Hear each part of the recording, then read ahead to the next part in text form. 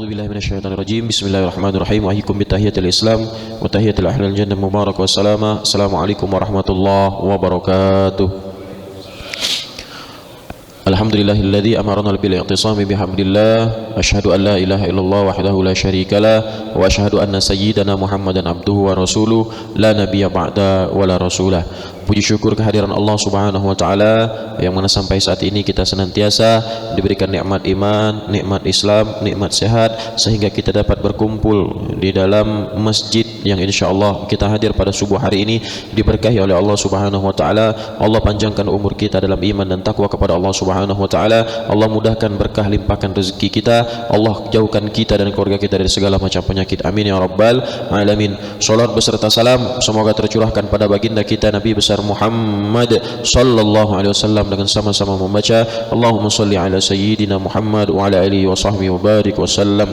Bapak Ibu yang dimuliakan Allah Subhanahu wa taala, alhamdulillah kita sekarang sudah berada di pertengahan bulan Rajab, yaitu tepatnya di 26 Januari.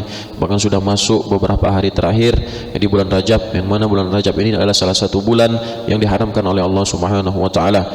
Kemudian kita disunahkan oleh baginda Rasulullah Muhammad sallallahu alaihi wasallam di setiap selesai sholat fardu dan sunnah kita untuk mendawamkan sebuah doa, dan sudah banyak yang hafal semua, yaitu Allahumma barik lana fi Rajab wa Sya'ban wa balighna Ramadan. Ya Allah, berkahi kehidupan kami, berkahi usia kami, berkahi anak istri, berkahi usaha harta benda kami di bulan Rajab ini dan di bulan Sya'ban, dan semoga Allah Subhanahu wa taala menyampaikan kita bertemu kembali dengan bulan suci Ramadan. Amin ya rabbal alamin. Jamaah salat subuh yang dimuliakan Allah Subhanahu wa taala. Baginda Rasulullah Muhammad sallallahu alaihi wasallam pernah ditanya oleh sahabatnya, "Ya Rasulullah, ayyul mu'minuna akyas?" Wahai baginda Rasul, bagaimanakah ciri-ciri mukmin yang cerdas itu? Maka baginda Rasulullah sallallahu alaihi wasallam menjawab, "Aktsaruhum lil mauti dzikra." Jadi mukmin muslim yang cerdas itu bukan seorang siswa yang memiliki nilai tinggi di kelasnya, bukan seorang mahasiswa yang memiliki IPK tinggi di dalam perkuliahannya, bukan mereka yang menumpuk dan mengumpulkan harta, bukan mereka yang nama akhirnya itu berjajar gelar-gelar yang sangat banyak. Tapi mukmin yang cerdas, kata baginda Rasulullah sallallahu alaihi wasallam, aktsaruhum lil mauti dzikra. Mukmin yang cerdas adalah mukmin yang setiap detik kehidupannya senantiasa mengingat kematian. Kalau kita ini ada waktu senggang Bapak Ibu sekalian, bolehlah kita ini coba berkunjung ke salah satu rumah sakit yang ada di kota Palembang ini. Yang paling dekat dari masjid kita rumah sakit Bunda. Ada rumah sakit umum, ada rumah sakit Caritas dan lain sebagainya. Kita lihat Bapak Ibu sekalian yang dimuliakan Allah Subhanahu wa taala, betapa banyak sanak saudara, jiran, tetangga kita, bahkan kolega mungkin kenalan kita yang berbulan-bulan koma di dalam suatu ruangan, bahkan bernapas pun menggunakan alat bantu terengah-engah, tapi belum Allah Subhanahu wa taala cabut nyawanya. Ngapa? Karena syarat kematian bukanlah sakit. Ada teman sejawat kolega, teman kerja kita, sanak jiran tetangga kita, bahkan mungkin saudara kita sendiri yang kemarin sore masih bercanda gurau, masih sharing dengan kita, masih ngobrol dengan kita, masih kita lihat segar bugar, tapi madam tadi kita dengar pengumumannya, kita baca pengumumannya di grup WA dan lain sebagainya, inna lillahi wa inna ilaihi raji'un. Karena syarat mati tadi bukanlah sehat. Di Kalimantan ada seorang kakek umur 120 tahun, pendengaran masih jelas, melihat masih tajam, makan, mengunyah, mengecap, rasa masih nikmat. Qadarullah ma yasha, belum Allah cabut nyawanya. Ngapa? Karena syarat mati tadi bukan umur yang tua. Ada budak muda sehat, segar bugar, masih kuat mencari, pagi-pagi pulang malam. Qadarullah ma yasha, lebih Allah dulu cabut nyawanya dibandingkan mereka yang berumur ratusan puluhan tahun. Syarat mati bukan umur yang muda. Maka apa syaratnya? Fa idza jaa ajaluhum la yastakhiruna sa'atan wa la yastakhdimun. Waktu. Kalau kematian itu datang menghampiri kita, la yastakhiruna wa la yastakhdimun, tidak pacak dimundurkan, apalagi dimajukan. Makanya setidaknya ada 3 hal yang bisa kita persiapkan dalam menghadapi sakaratul maut ataupun kematian kita. Yang pertama, beramal sebaik mungkin. Maka kata Allah Subhanahu wa taala di dalam surat Al-Mulk ayat pertama dan kedua, Tabarakalladzi biyadihil mulk wa huwa ala kulli syai'in qadir alladzi khalaqal mauta wal hayata liyabluwakum ayyukum ahsanu amala wa huwal azizul ghafur. Maha agung, maha suci, maha perkasa Allah yang menguasai seluruh kerajaan yang ada di atas muka bumi ini. Alladzi khalaqal mauta wal hayata liyabluwakum ayyukum ahsanu amala. Allah yang menciptakan kematian, Allah yang menciptakan kehidupan. Kenapa Allah tidak menyebutkan wal hayata dulu baru wal mauta? Karena sejatinya Bapak Ibu sekalian, kita yang hadir di dalam majlis ini, mereka yang sekarang sedang tidur nyenyak, bahkan sholat subuh pun ditinggalkan. Mereka yang sekarang sudah memacu kendaraannya dengan kencang mencari nafkah untuk anak dan istrinya. Wallahu a'lam bishawab. Apakah sholat subuh terlebih dahulu ataupun lewat sholat subuhnya? Wallahu a'lam bishawab. Kita yang hidup di atas muka bumi ini, sejatinya sekarang ini kita sedang berada dalam keadaan mati. Kapan wal hayata, kehidupan kita? Kelak nanti ketika Allah Subhanahu wa taala tetapkan episode kehidupan kita selanjutnya antara surganya Allah Subhanahu wa taala karena iman dan takwa kita, wa iya'udzubillah, Allah jebloskan, Allah terjunkan, Allah lemparkan kita ke dalam nerakanya Allah Subhanahu wa taala karena kemaksiatan dan ketidaktaatan kita kepada Allah Subhanahu wa taala.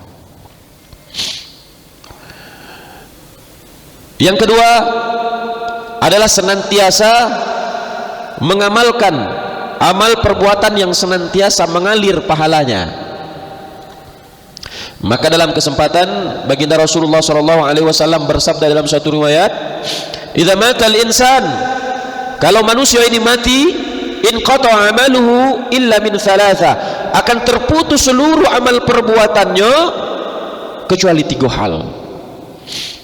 Yang pertama, shadaqatun jariyah, sedekah jariyah. Sekarang ini kita berada di bulan Rajab, yang mana di bulan Rajab ini pula terjadi satu peristiwa yang Allah catat menggunakan tinta emas di dalam Al-Quran, dan kita peringati harinya 1 tahun sekali, yaitu peristiwa Isra dan Mi'raj. Yang mana ketika peristiwa Isra dan Mi'raj ini, baginda Rasulullah Muhammad SAW diperlihatkan 11 kejadian dari 11 golongan.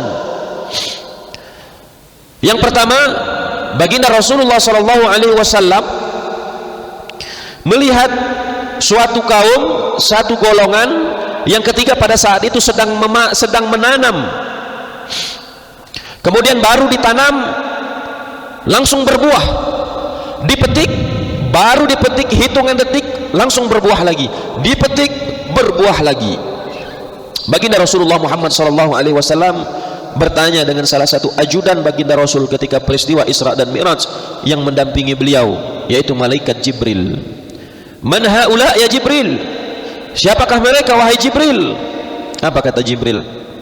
Kata Jibril, "Wahai Muhammad, itulah gambaran umatmu yang semasa hidupnya senantiasa berinfak, bersedekah, membelanjakan hartanya di jalan Allah Subhanahu wa taala. Baru nanam mbak, langsung tumbuh buahnya tadi, dipetik, baru dipetik, tumbuh lagi buahnya, terus seperti itu." Maka benar kata Allah Subhanahu wa taala, "Matsalul ladzina yunfikuna amwalahum fi sabilillahi kamatsali habba." Perumpamaan mereka yang menginfakkan, membelanjakan, bersedekah di jalan Allah Subhanahu wa taala bagaikan menanam sebutir benih. Dari sebutir benih tadi lahir 7 tangkai. Dari 7 tangkai lahir ratusan, ribuan, jutaan, miliaran, triliunan kebaikan yang tidak akan pernah habis dimakan oleh masa. Yang kedua, kata baginda Rasulullah SAW, "Al-ilmu yantafa'u bihi." Ilmu yang bermanfaat. Ada pepatah Arab mengatakan seperti ini, "Al-ilmu bila amalin kasyajari bila thamarin. Ilmu yang tak diamalkan bagaikan pohon yang tak berbuah. Katik manfaatnya. Di depan rumah kita ada pohon mangga yang daunnya rindang, tapi tidak berbuah. Cuman hanya akan menjadi penyamun dan sampah. Setiap pagi, setiap sore, setiap hari kita sapu sampahnya. Katik buahnya, tik manfaatnya. Nah, itu juga ilmu. Ketika kita memiliki ilmu apapun, tidak hanya ilmu agama, ilmu fikih, ilmu Quran, ilmu hadis, apapun yang kita miliki dari hal yang positif dan baik, yang menurut kita bisa kita ajarkan kepada anak kita, kita ajarkan kepada teman-teman kita, maka selama itu mengandung hal baik dan positif, itu sudah termasuk ilmu yang bermanfaat, yang bisa kita amalkan dan kita ajarkan. Makanya saya selalu mengatakan, Bapak Ibu sekalian, kalau kita punya anak, kalau kita punya cucung, walaupun kita tidak pacak mendidik dia selama 24 jam, tidak bisa ngawasi dia selama sehari penuh, karena sibuk begawe, sibuk bekerja, sibuk aktivitas, minimal Al-Fatihah itu, Pak, anak kita, cucung kita itu pacak baca Al-Fatihah itu perantara kita. Jangan sampai, mohon maaf, Al-Fatihah saja anak kita pacaknya dari guru les ngajinya, dari guru-guru sekolahnya. Ngapa? Karena kalau anak kita pacak Al-Fatihah tadi dari guru les ataupun guru sekolahnya, maka yang mendapatkan amal jariah, ilmu yang bermanfaat tadi gurunya, bukan kita bapak emaknya. Sedangkan Al-Fatihah ini minimal 17 kali dibaca oleh anak kita selama sehari 24 jam.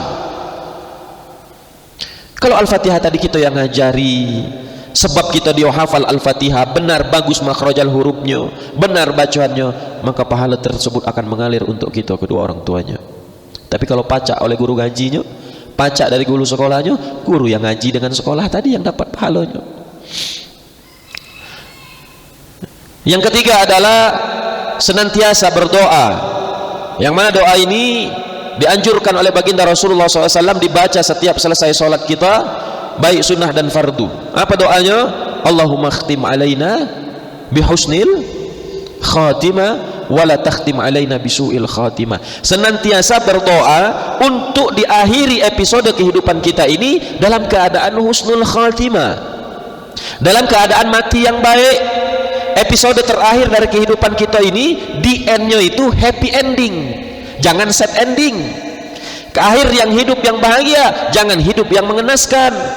Allahumma khtim alaina bihusnil khatimah. Ya Allah, akhiri kehidupan kami, selesaikan perjalanan hidup kami di atas muka bumi ini dalam keadaan husnul khatimah, wala takhtim alaina bisu'il khatimah. Dan jangan kau cabut, jangan kau akhiri episode kehidupan kami di atas muka bumi ini dalam keadaan su'ul khatimah, mati yang buruk. Apa yang kita kejar di atas muka bumi ini, Bapak Ibu sekalian? Kita ini hidup dari antara kalimat la ilaha illallah bertemu lagi dengan kalimat la ilaha illallah. Ketika kita baru lahir, kita diazankan oleh ayah kita, orang tua kita, asyhadu an la ilaha illallah, kuping kanan sebelah kita. Mati pun kita dengan kalimat tauhid tersebut. Maka kata baginda Rasulullah SAW, man akhiru kalamihi la ilaha illallah dakhalal jannah. Barang siapa yang akhir kalimat yang ia sebutkan dari lisannya di ujung nyawanya la ilaha illallah dakhalal jannah, masuk surga dia. Maka kita yang memiliki harta, benda, gelar, pangkat dan jabatan, rumah yang megah, mobil yang mewah, coba Pak, di rumah kita itu, supaya kita ini menjadi orang yang cerdas, yaitu orang yang senantiasa mengingat kematian kita. Di rumah mewah, di rumah megah kita itu, di setiap pintu masuk itu tulis salah satu hadis baginda Rasulullah SAW, tulis di depan pintu masuk rumah kita itu supaya terbaca. Tulis kalimat ini pula di depan dashboard mobil kita supaya kita ingat ketika kita berkendara, kita akan menuju dengan yang namanya kematian. Apa kalimatnya? Aish ma syi'ta, kata Rasulullah, fa innakal mayyit wahbib ma syi'ta fa innakal mufariq. Aish ma syi'ta, hiduplah sesuka hatimu di atas muka bumi ini, fa innakal mayyit, sesungguhnya engkau akan menjadi mayat. Wahbib ma syi'ta fa innakal mufariq, cintailah segala sesuatu yang ada di atas muka bumi ini, sesungguhnya engkau akan berpisah dengannya. Tulis Pak di pintu masuk rumah kita, di kaca mobil, di dashboard mobil kita, supaya kita ingat bahwasanya kita ini ada limit, ada batas hidup di atas muka bumi ini. Kalau malaikat maut tadi datang kepada seseorang, dak pacak kita nak ngelak. Suatu hari Nabi Sulaiman alaihi salam itu memiliki seorang sahabat, yang mana sahabat Nabi Sulaiman ini umurnya dihabiskan membantu Nabi Sulaiman di dalam istana. Sampai ketika Nabi Sulaiman duduk dengan sahabatnya ini, malaikat Israel sang penjabut nyawa itu datang menemui Nabi Sulaiman dengan menyamar berwujud manusia. Datang malaikat Israel bertemu dengan Nabi Sulaiman, dan posisi sahabatnya tadi tepat berada di hadapan malaikat Israel. Malaikat Israel menatap sahabat Nabi Sulaiman ini dengan tatapan yang sinis, tatapan yang tajam, tatapan yang mengerikan. Sampai singkat cerita balik pergi malaikat Israel ini sang pencabut nyawa bertanya sahabatnya tadi, wahai Nabi Allah, Nabi Sulaiman, siapakah gerangan tamu yang baru datang tadi? Aku tak pernah ngelihat tamu itu datang ke sini. Kata Nabi Sulaiman, itu adalah malaikat Israel sang penjabut nyawa yang menyamar sebagai manusia. Ngapa Sulaiman? Kata sahabatnya, malaikat Israel itu natap aku dengan tatapan yang sinis dan tajam. Apakah dia hendak mencabut nyawaku? Kata sahabatnya. Aku takut Nabi Sulaiman. Coba bantu aku, tunjukkan kekuasaanmu, tunjukkan kepintaran, keahlian dan kepacaanmu, pindah ke aku ini ke negara India ujung sana, dengan harapan supaya malaikat tadi tidak jadi nyabut nyawa sahabatnya tadi. Bertawar-bertawar, akhirnya dikabulkan Nabi Sulaiman. Dalam sekejap mata sahabatnya tadi dipindahkan Nabi Sulaiman ke negara India yang paling ujung. Sampailah ke India tadi, malaikat Israel sang penjabut nyawa balik datang lagi. Kemudian Nabi Sulaiman bertanya kepada malaikat Israel, ya Israel, kenapakah gerangan engkau menatap sahabat temanku tadi dengan tatapan yang sinis, yang menyeramkan, yang kejam? Kata malaikat Israel, di saat kunjunganku pertama kali tadi, aku heran. Heran ngapa? Kata Nabi Sulaiman, aku heran dengan sahabatmu ini. Aku diperintahkan Allah Subhanahu wa taala untuk mencabut nyawanya di kunjunganku yang pertama, sedangkan ia diperintahkan Allah untuk mencabut nyawa sahabatnya ini, sedangkan sahabatmu tadi aku disuruh Allah nyabut nyawa sahabatmu ini di negara India. Tapi ngapa dia masih ada di sini? Tapi setelah aku balik tadi, ketika aku pergi ke India, aku bertemu dengan sahabatmu, rupanya dia ada di sana. Kemudian langsunglah aku cabut nyawanya. Dalam artian apa dari kisah ini Bapak Ibu sekalian? Walaupun kita ini nak bersembunyi di benteng yang paling kokoh, walau kuntum fil burujil musayyada, walaupun kita berlindung sembunyi di benteng yang paling kokoh untuk menghindari kematian, itu tidak pacak kita hindari. Buktinya sahabat Sulaiman tadi bertemu yang pertama, bingung malaikat, ngapa budak ini di sini? Kata, sedangkan aku diperintahkan Allah nyambut nyawa budak ini di India. Rupanya kapan nak minta dipindah ke India, mati itulah budak itu. Tidak pacak kita nak hindari.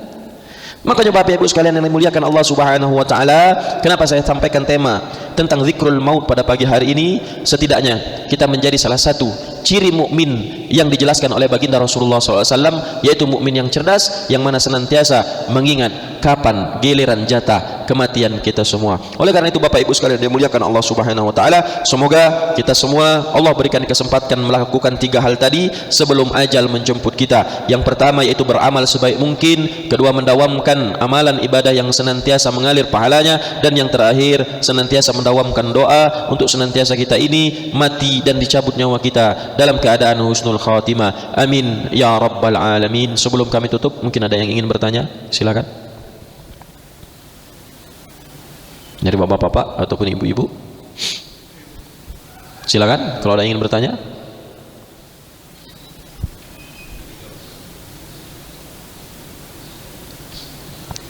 Ngapa Pak?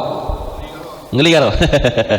Kenapa Bapak Ibu sekalian? Karena kita penting sangat mengingat mati ini, supaya mohon maaf, apalagi kalau yang hadir di majelis subuh, yang hadir di majelis taklim, rata-rata umurnya tadi sudah 50 kepucuk 40 kepucuk, yang secara nominal, yang secara hitung-hitungan mungkin yang umur atas-atas, yang pucuk-pucuk ini, yang sepuh-sepuh ini lebih dekat dengan tiang lahat. Supaya apa? Menjadi tasji'un nafsi, untuk menjadi pengingat diri kita ini bahwasanya kita ada akhir dalam kehidupan ini, supaya kita datang lagi ke masjid. Makanya salah satu ciri seorang hamba itu dicintai Allah Subhanahu wa taala dan Allah makin cinta dengan dirinya, yaitu semakin didekatkan langkah kakinya menuju masjid Allah Subhanahu wa taala. Ngapa Bapak Ibu sekalian? Karena banyak mereka yang sudah pensiun di umur 50, pensiun di umur 56, pensiun di umur 60, masih banyak mencari validasi.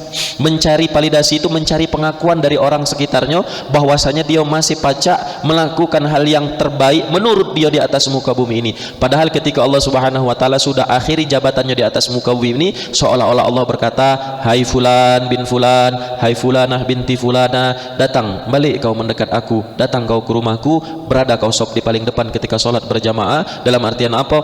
Makin cintanya Allah Subhanahu wa taala kepada kita, maka Allah akan makin gerakkan hati kita, kaki kita untuk melangkah di dalam langkah yang baik, wabil khusus untuk menjemput ridhonya Allah dengan cara sholat berjamaah, baik subuh, zuhur, asar, maghrib, isya dan lain sebagainya di masjidnya Allah Subhanahu wa taala, sehingga kita mendapatkan pahala senantiasa berjamaah di dalam satu kebaikan. Amin ya rabbal alamin. Silakan kalau ingin bertanya Bapak, silakan Pak Haji. Ada mic.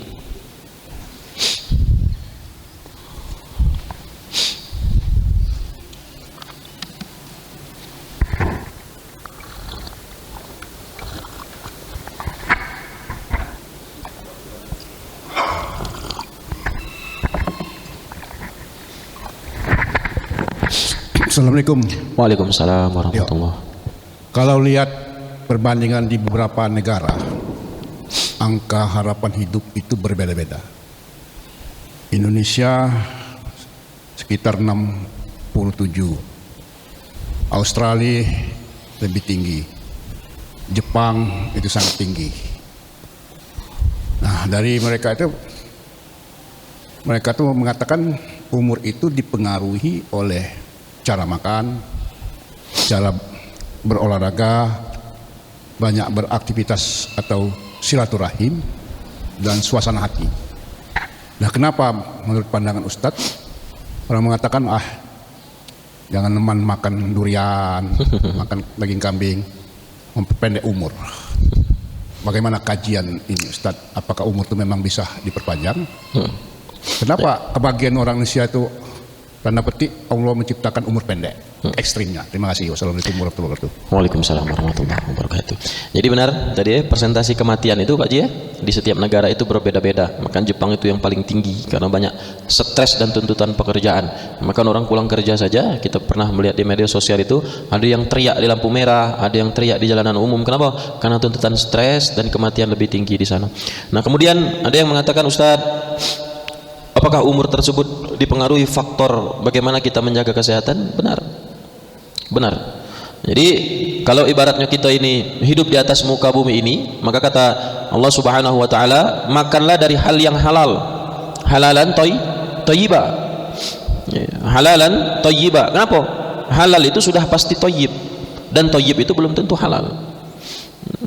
Ada yang mengatakan jangan kita banyak makan daging kambing, daging sapi. Dulu ketika kami di Sudan, warga negara Sudan itu yang paling banyak menderita penyakit itu, penyakit yang banyak diderita itu malah gula darah. Sedangkan mereka itu hampir tiap hari makan 3 kali sehari itu menggunakan daging, tapi tidak kati yang darah tinggi. Kati darah tinggi. Rasulullah SAW pun mensyariatkan berkurban, akikah dan lain sebagainya menggunakan kambing, sapi, unta. Ngapo?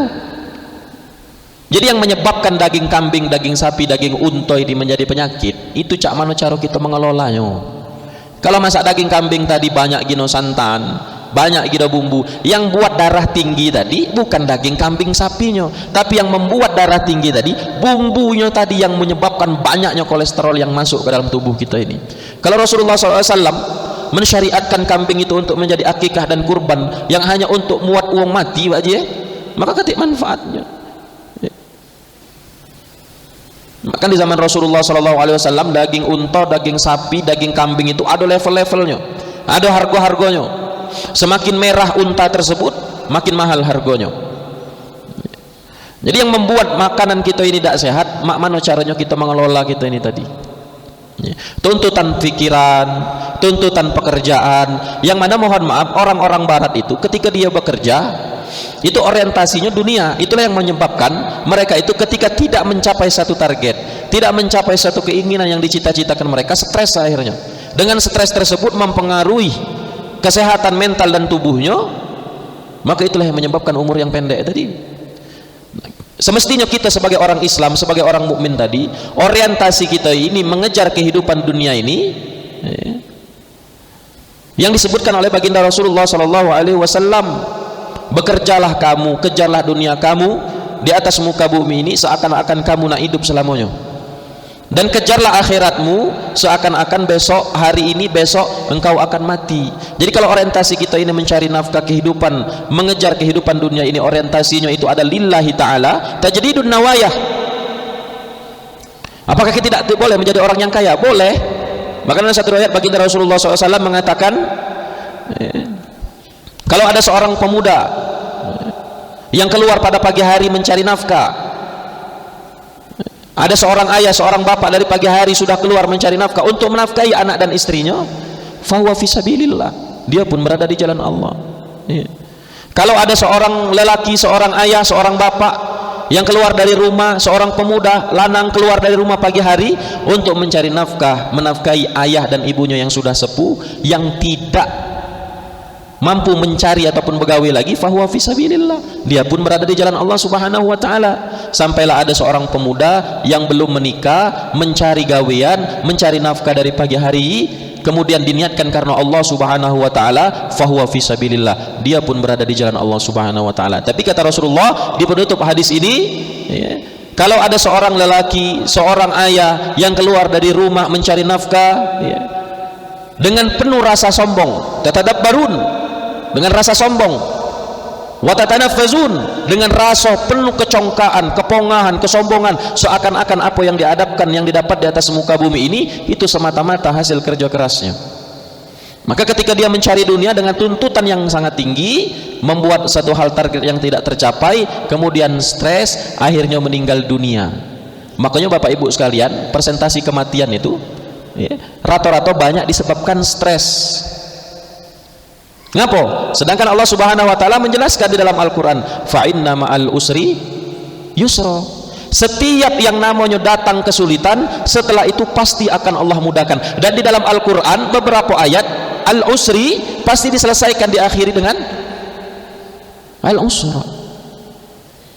Mudah, sulit, Allah berikan kemudahan. Ngapo? Karena seluruh aktivitas kehidupan kita di atas muka bumi ini, kita tajdidun nawaya, kita perbarui niat kita ini semata-mata karena Allah Subhanahu wa taala.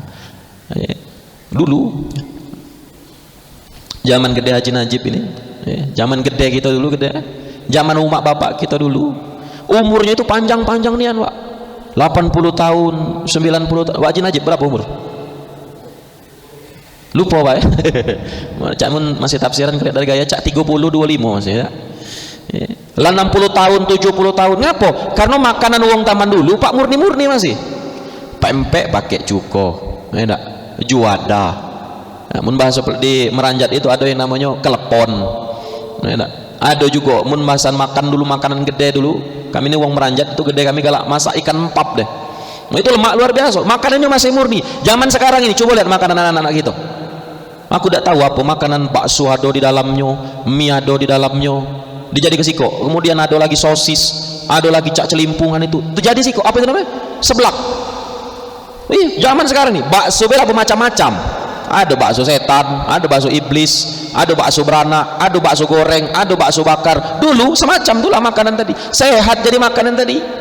Wong zaman dulu tidak olahraga gede kami di dusun itu. Apa olahraganya? Pergi pagi semayang subuh, pergi pagi ke sawah nyangkul, ngarit rumput, bersihi sawah, nyapu halaman, sehat badan tadi. Zaman sekarang, apalagi di Palembang ini ya, sudah ada aplikasi untuk jasa pembantu rumah tangga. Jadi datang itu pas kita telepon dibersihkannya rumah kita. Ada kotor sedikit rumah kita di belakang tadi, dibersihkannya, dicabutnya rumputnya, dipotong rumputnya. Sekarang ini sudah banyak. Yang inilah yang mempengaruhi ya, yang mungkin mempengaruhi bagaimana kualitas ya umur kita panjang atau pendeknya. Karena kita lah banyak mageran, lah banyak galak gerak dan lain sebagainya. Pergi ke Kambang Iwak zaman dulu tuh masih sepi nian. Jogging tuh masih lemak pagi hari. No, sekarang ini kiri kanan jajanan, ada telur gulung, ada bakso bakar, baru berlari 3 menit ngelihat makanan, laju beli, laju makan, urung-urungnya. Ujung-ujungnya orang sehat, tidak jadi sehat. Ngapo? Lantak tadi, belum tadi diringami, dilihat kiri kanan tadi banyak pula yang senam melok. Oh, jadi itu tadi melok pula kita senam. Bukan tadi nak ngelihat senam, nak ngelihat betina-betina senam tadi. Nauzubillah tsumma nauzubillah min zalik. Jadi semoga Pak Haji, Gade Haji kita senantiasa Allah Subhanahu wa taala berikan kesehatan, bukan sekadar kualitas umur yang panjang, tapi umur yang panjang ini Allah panjangkan dalam iman, takwa dan ketaatan kepada Allah Subhanahu wa taala, yang mana pada akhirnya semoga kita semua Allah akhiri kehidupan kita dalam keadaan husnul khotimah. Tiada yang paling bahagia, tiada hal yang paling menyenangkan kecuali Allah cabut nyawa kita ini setelah sekian lama berpuluh tahun hidup di dunia ini. Kita kumpulkan ibadah kita, amal perbuatan kita, kemudian Allah cabut nyawa kita dalam keadaan husnul khotimah. Rasanya nikmat dan sangat luar biasa. Amin ya rabbal alamin. Ada lagi mungkin? Katik.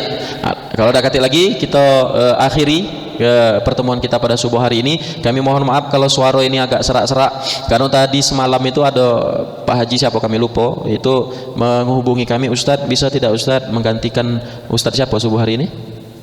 Ustadz Sayyid ya, Ustadz Sayyid untuk menggantikan kajian subuh pada pagi hari ini. Kulihat jadwal ternyata kosong. Semalam itu berangkat dari Indralayo karena kami tinggal dari Indralayo jam 2 malam. Jam 2 malam.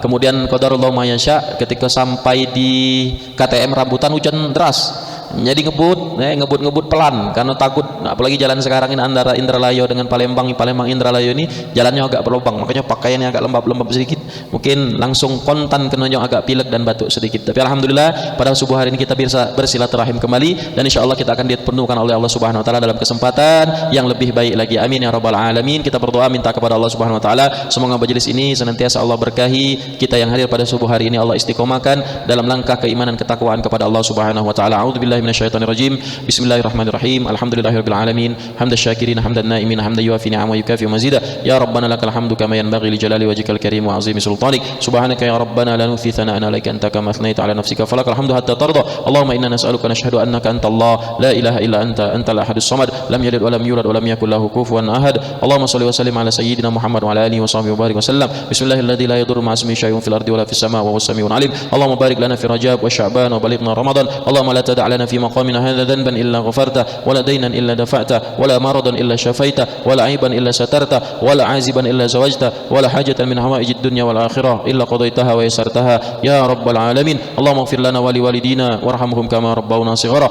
Allahumma khtim alaina bi husnil khatimah wa la takhtim alaina bi su'il khatimah. La ilaha illa anta subhanaka inna kunna minaz zalimin. Allahumma inna ala dzikrika wa syukrika wa husnil ibadatik. Rabbana atina fid dunya hasanah wa fil akhirati hasanah wa qina adzaban nar. Wa sallallahu ala sayyidina Muhammadin nabiyil ummi wa ala alihi wa sahbihi wa barik wa sallam. Subhana rabbika rabbil izzati amma yasifun wa salamun alal mursalin walhamdulillahi rabbil alamin. Taqabbalallahu minna wa minkum taqabbal ya karim. Unzur ma qala wa la tanzur man qala. Lihat apa yang disampaikan, hal baik yang disampaikan, jangan melihat siapa yang menyampaikan. Wassalamualaikum warahmatullahi wabarakatuh.